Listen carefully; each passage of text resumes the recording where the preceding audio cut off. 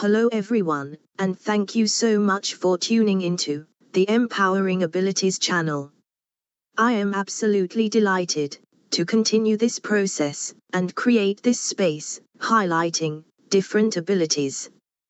Thank you so much for your wonderful support and feedback.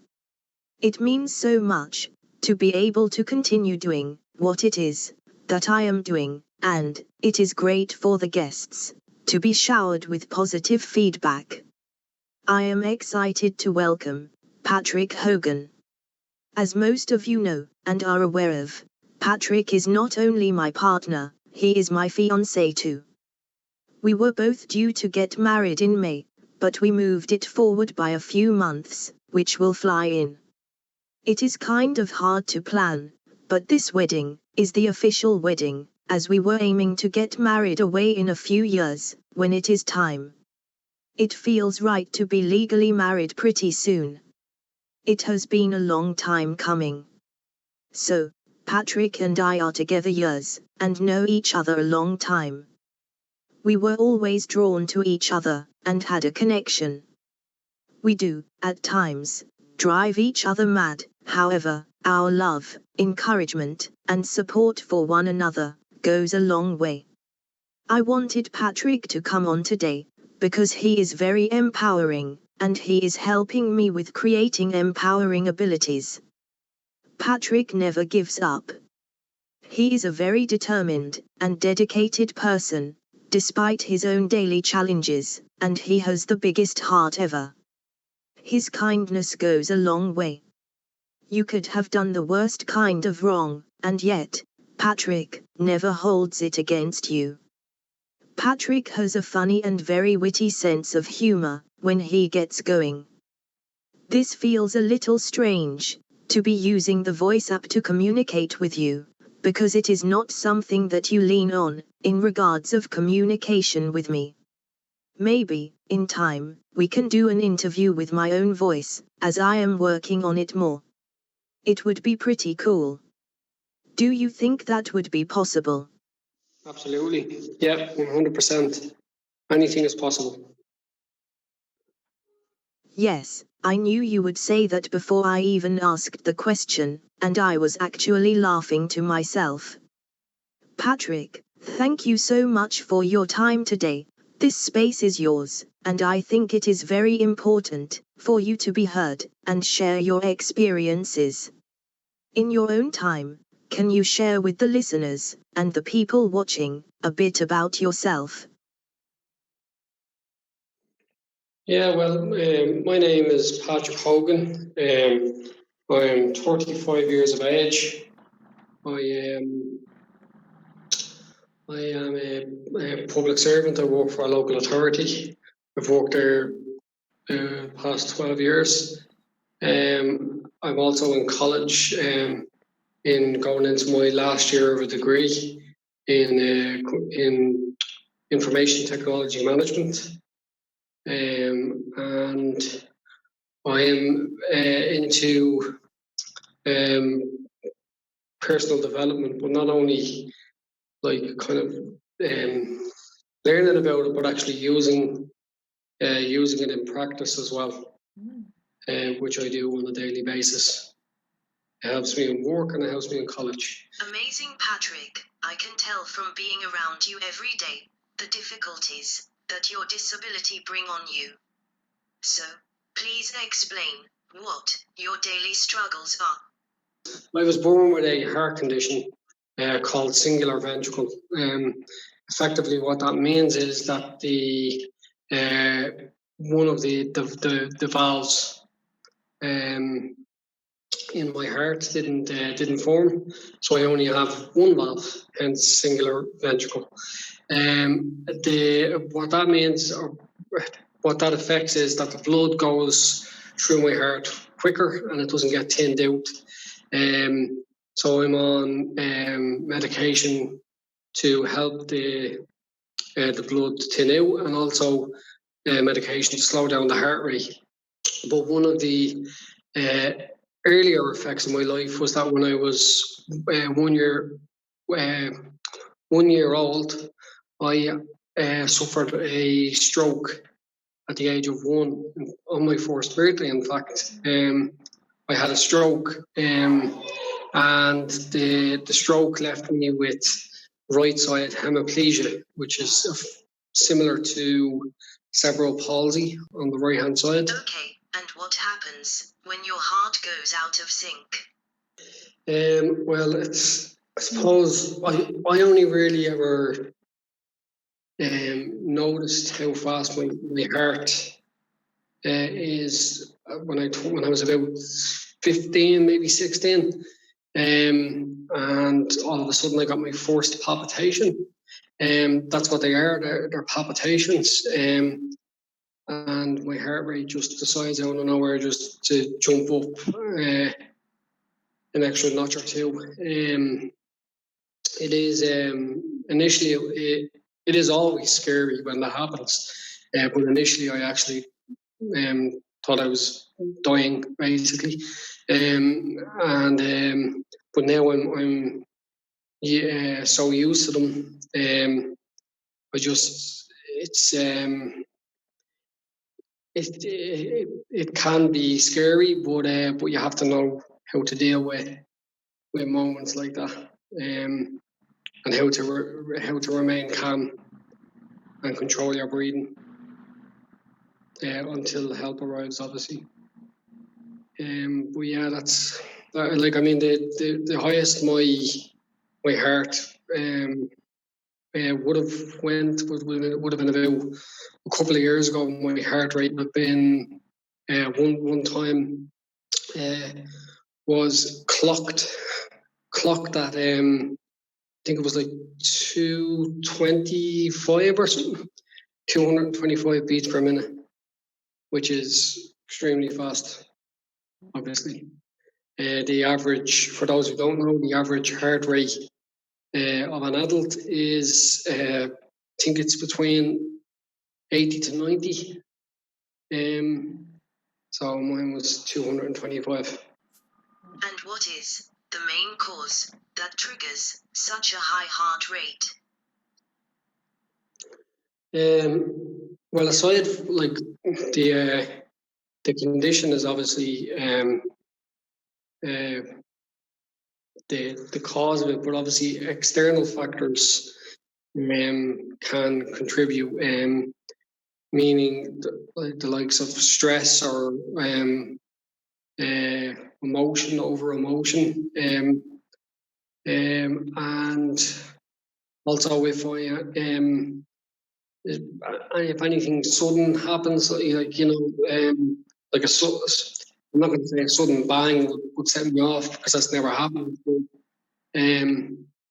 that is one of the things. Anything kind of that happens all of a sudden can obviously cause your heart to go for a second and then trigger a palpitation. But it can be anything. Like years ago, as you know, I was out with my friends drinking, and shouldn't be drinking in the first place, but I decided to drink a shot, and the shot had Red Bull in it, and everyone knows Red Bull speeds up the heart. So, and that was me kind of, unintentionally bringing it on. But there are moments when, like, I can be getting out of bed, and a couple of years ago, I got out of bed and went to the toilet, and all of a sudden, bang, it just started. And generally, when it starts, I can bring it down myself. But if it goes on for any longer than 10 minutes and it hasn't subsided, then I generally call an ambulance. So yeah, it is important for you to keep yourself calm and have plenty of rest. What do you do to switch off? Yeah, it's important for me to, I suppose, both physically and mentally relax as much as possible. That can be difficult when you're juggling work and college, and everything else. But it is important to try and get moments to just relax and sit down and watch a movie or watch something on TV or yeah. So I feel it's important that I watch the news and I keep up with current events, not only because of my current job and my current role in the local authority I work in, which does require me to keep up to date with certain things, but because I feel that I feel it's important to not to to keep up to date with current events. Once you do not become absorbed, or once you do not allow it to affect you, now obviously the current situation is a different kettle of fish altogether. That's a different thing. But in general, the events around the world generally don't. I don't allow them to affect me, but that doesn't mean that I'm ignorant to them. I was wondering what you would say, because you could be sitting on the sofa, and yet, I see you can be thinking. You are someone who cannot function well if there is something on your mind, am I right? You feel better when you complete whatever it is you are focused on, right? Yes, like myself, I find it hard to enjoy watching a movie with distractions going on in my head. So, can you tell us, what is your true passion? I suppose my true passion would be uh, traveling the world. Obviously, not really able to do much of that nowadays. But yeah, I really like traveling to different countries and experiencing different cultures. Um, I also enjoy, I suppose, expanding. I know this sounds a bit cliche, but expanding my mind. Hence why I'm doing the degree. I'm not doing the degree just to try and get a better job or try and get a better position in my current job or in my place of work. I'm doing it because I'm actually interested in what I'm studying, and I want to expand on my knowledge of that. But also, it's great to help people because I feel that by me doing everything that I'm doing, even though I'm pushing myself, to the extreme, I feel then that I'm at a much better place to then be able to turn around and give people advice on how to overcome. It's because I've experienced that, and I've been through not everything, but similar things to them. Brilliant, and what do you work at? As I said, previous, I work in a local authority, Dublin City Council. I am so I'm a public servant. I've worked there since 2008. The majority of that time, I had worked in the customer services department. I was there for, say, about 8.5 years. But now I'm in a different department, and it's grand. Yeah. It's a good place to work, definitely. Earlier, you mentioned traveling. What is it about traveling that you love? I have been traveling since the age of 6. No, 5. Sorry, 5. The age of 5, I went over to Lourdes, and that was my first. France was my first country. I went over there actually make my confirmation, because that's how sick I was. I made my confirmation before I made my communion, believe it or not. And then I made my confirmation again at the age of 12 or whatever the proper age is. But the reason the reason I love traveling so much, not only is it great to see and experience the way other people in other parts of the world live. It gives me a sense of achievement. Coming from somebody who who went to a school with people with physical disabilities, and was kind of pumped with this kind of sense of belief by all the staff, which was great. But then when you're pushed out at the age of 18 and you face the big bad world, it's kind of, like a smack of reality. And you realise that, in order to do what you want to do and to get what you want to get, you have to fight for it, and that's exactly what I've done since leaving school. And I mean, as you know, like, when it's not a straightforward thing for me and you to go and travel. There's so much that we have to consider, let alone the cost.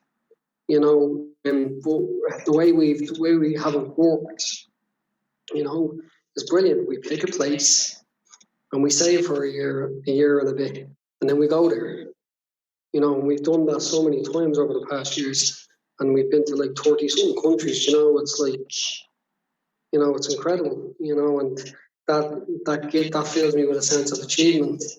But also it's great to actually, not only the sense of achievement, but when you get to wherever you're getting to experience things that a lot of people wouldn't experience. Like when me and you went to China, we went up onto the Great Wall.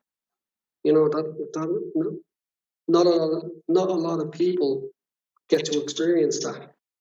Not a lot of people will ever get to see the Northern Lights, and me and you have seen it or seen them. And it's just it's incredible. And the Sydney Opera House and everything is just.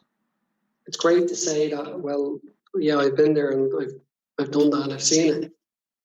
Do you ever feel fearful of traveling with a very severe heart condition and your partner having speech difficulties? If so, then how do you resolve your thinking in those situations? I would be lying if I said no, that I don't fear. That fear has never crept in. It has, and not every time, not every place we've been to, but on a couple of occasions, a couple of places we visited, such as Panama, and China and Dubai, places that are so far away from Ireland, from home, that it's difficult. There's also the language barrier as well. And it's not so much that, well, if something happens to me, Tracy won't be able to communicate to them. That's the same could be said for anyone. If something happened to someone and they were on holiday in I don't know, let's say some part of China, let's say, right? And very few people, as me and you know, in China speak English, you know. So how would that person's partner be able to communicate with people who don't speak English? You know what I mean? That's the way I looked at it. You know, it's not about when you're traveling, you have to, regardless of whether you can talk or not, you have to take into account that there are going to be communication issues. You know, because not everyone speaks English. But one of the ways that I have dealt with that, as much as possible, is to mitigate the those potential issues by carrying as much details. Now, obviously, it's all in English, but carrying as much details on me as possible. So I'm on warfarin at the moment. I have been for a couple of years, and I bring my warfarin book everywhere with me, because, you know, just in case. And when I say everywhere with me, I mean, like, if we're in China, as you know, like, if I'm away, my backpack goes everywhere with me, everywhere, because it has all the details about my current health situation, just in case we bump into, or something happens to me and they don't understand what you're saying. You know, a lot of people, when we're away, are able to, okay, they're a bit taken aback by, you know, by somebody who's traveling, who can't communicate, but they do understand you to an extent via your body language, your eye communication, and so on. So that makes it a little bit easier for us. But I suppose I'm coming at it from an angle where if something happens to me, like, let's say I hit the floor or whatever, you know, you obviously, you know, you're going to be panicking, so you're not going to be able to communicate, be it verbally or, you know, through body language, because you're going to be in a panic. So it's, but they are things that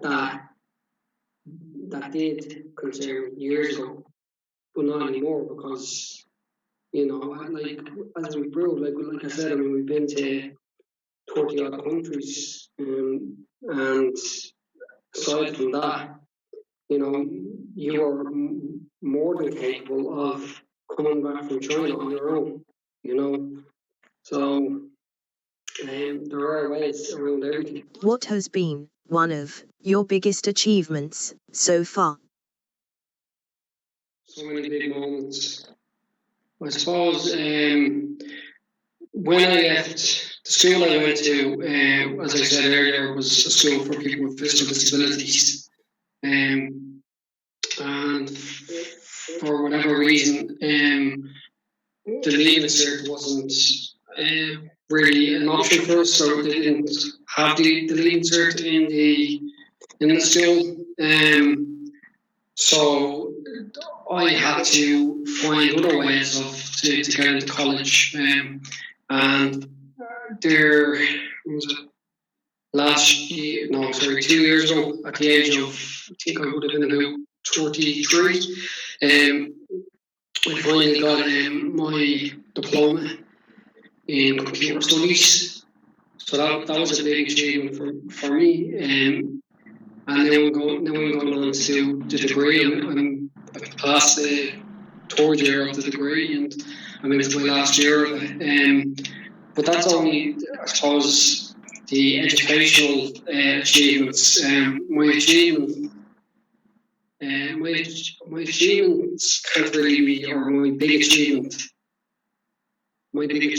can't be summed up into just one. I suppose it's an amalgamation of things, of all different places that me and you have been to, because I regard them as achievements, and travelling to to the places that we've been and seeing the things that we saw has been incredible, especially considering the fact that we are two people with physical disabilities, and in more or less every country we go to, we are just, people are shocked, or people are staring at us, but not in the way they would over here. Not in it's not a pity stare, it's a stare of amazement, more so. What is it that gives you confidence and helps you to grow? I suppose my confidence is deeply rooted in the fact that not only do I walk around saying that I can do anything and everything that I put my mind to, I actually know I can, and I prove again and again that I can. Saying that, when people go around saying anything is possible, or, believe in yourself, well, a lot of people just say it's just words, whereas I, both myself and you, we have adapted action, which is missing from a lot of people when they're making that statement. I'm not saying everyone, obviously, but there are a lot of people who go around saying, I can do anything, I'll do it, and they never actually do it. They're just procrastinating. Whereas, when you say to me, I want to do this, can we do it? How many times have we said no? Very few. In fact, virtually none. And what I know she's thinking. What I always say is, right, let me figure it out. Let me figure out how. That's the first thing. Figure out how you're going to do it, and then do it. Pure and simple. What are your hobbies? My hobbies, I suppose they, similar to what I said earlier on, would be traveling and expanding my knowledge of various experiences and various different cultures, and also Netflix and chill. But that's only after all the work is done. Mm-hmm. Are you happy where you are right now? Or can you see yourself doing more and coming out more from behind the scenes? Yeah, well, over the past,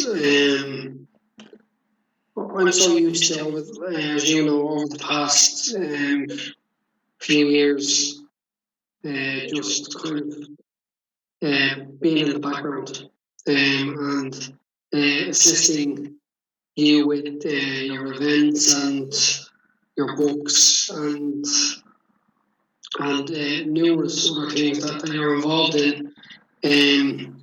But yeah, I do think that I will. It's not so much a comfort or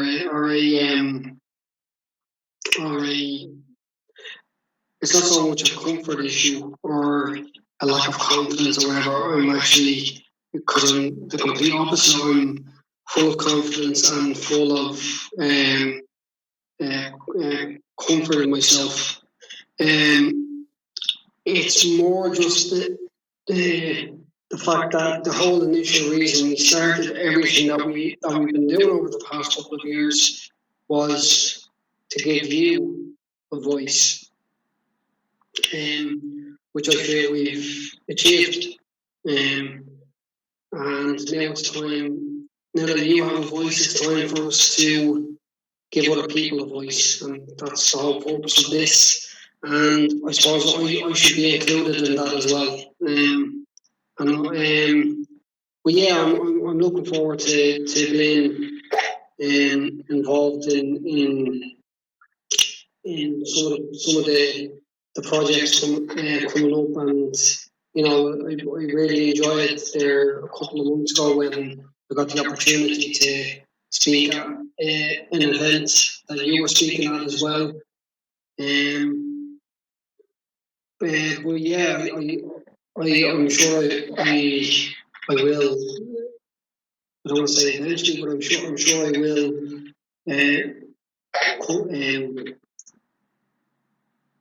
My story will come out a bit more over time.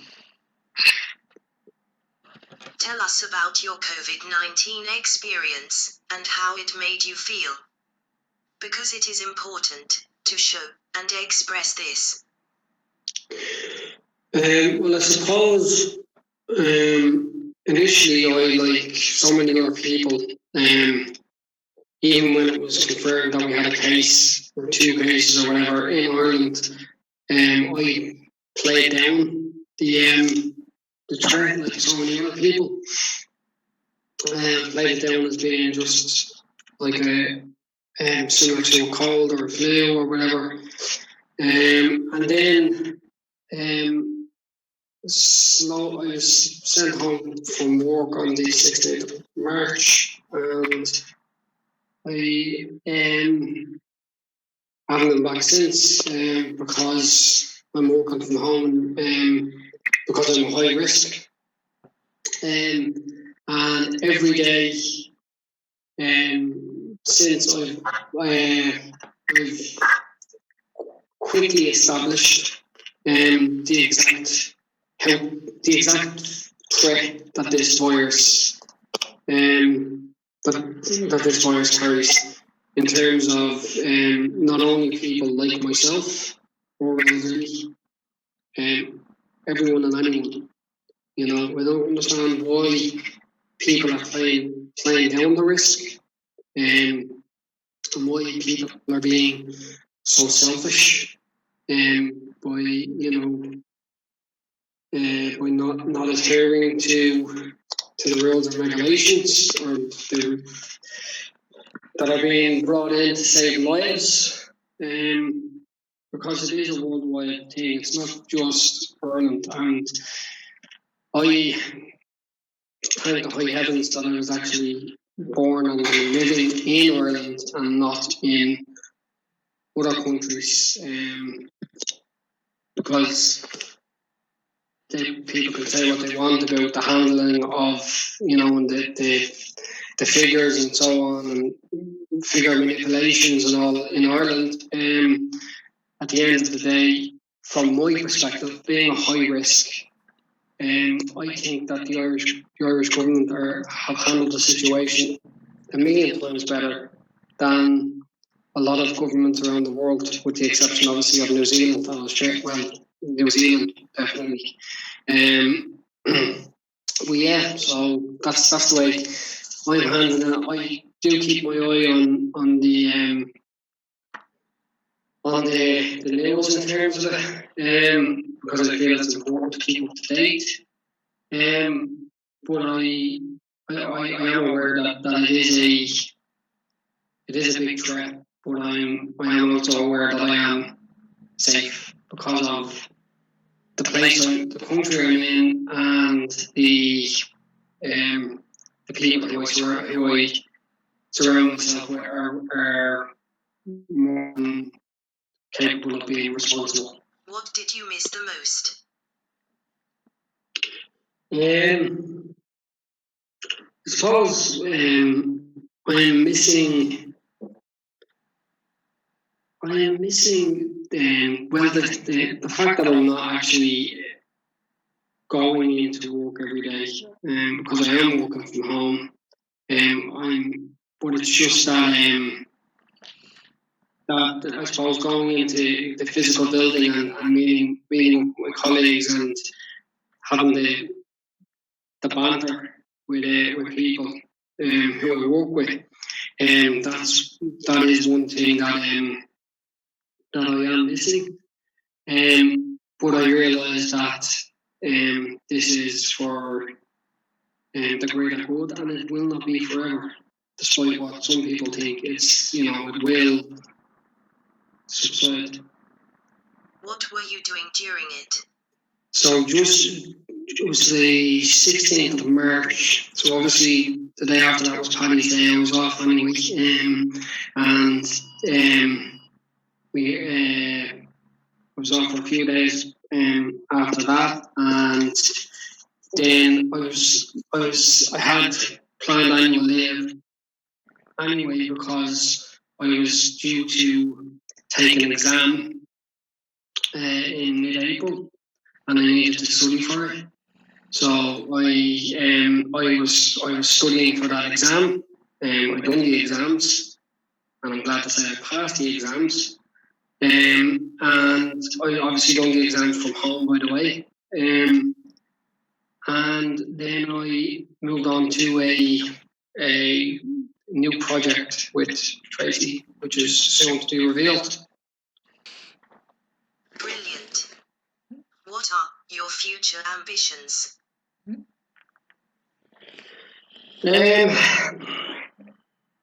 Well, I'm one of these. I'm a short-sighted person, so I don't really look into too far into the future, as much as it annoys people. But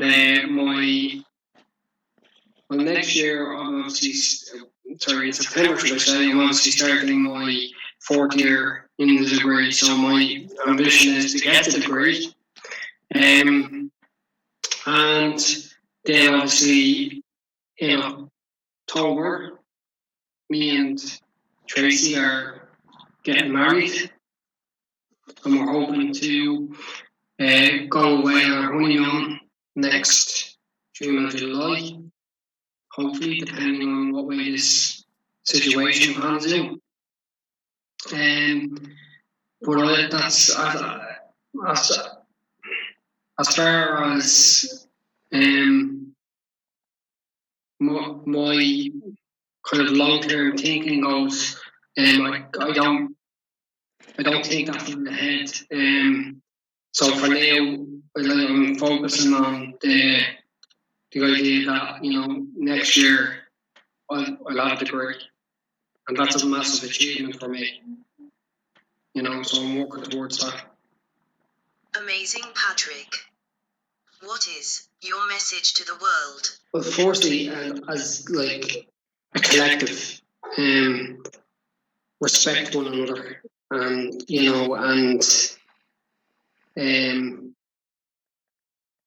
respect one another's different opinions and different beliefs. This whole virus situation has taught me, because I've spent a lot of time at home now, obviously, and I've spent a lot of time reading through the news and reading different types of news bulletins about different things that are going on around the world, violent things and protests and so on. Not that none of this is new, but I think the virus situation sheds a lot of light on how much people should be respecting one another, and they're just being kind. I know that that's very cliche because it's overused so many times on social media, but it may be cliche, but it can't be said enough. Just be kind to one another, and on an individual basis.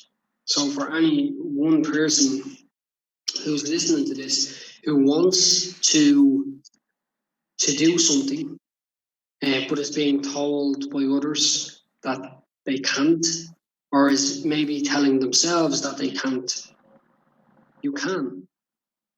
You just have to find a way around doing it. Because if you have a limitation, or a physical or mental or emotional or whatever disability or restriction, that doesn't mean that you can't do what it is that you want to do. You just have to find a way around it. And yes, you might have to go the long way. That's what I had to do with college. I'm 35 years of age and I'm only getting a degree now. And in one of your previous interviews, Tracy, you interviewed Lorraine Maher, and she actually went to the same school as me. And when she left, she went through the same types of struggles as I did, as I have done, and yet she has 2 degrees. So there are ways around getting what it is that you want or that you feel you need. Incredible. And how can people contact you if they wish? I suppose the best would be well, I'm on Twitter. No, sorry, I'm not on Twitter. I'm on Instagram. But I very rarely use it, so I can't even remember what my handle or whatever is. Facebook would be the best bet. So it's Patrick Hogan. And if people look for me on that on Facebook, and they should be able to find a picture of me and my mug on Facebook. And send me a friend request if you want to ask a question or make a comment or whatever. Perfect. Thank you so much for your time, Patrick. Have a great day. No problem. Thanks very much, Tracy.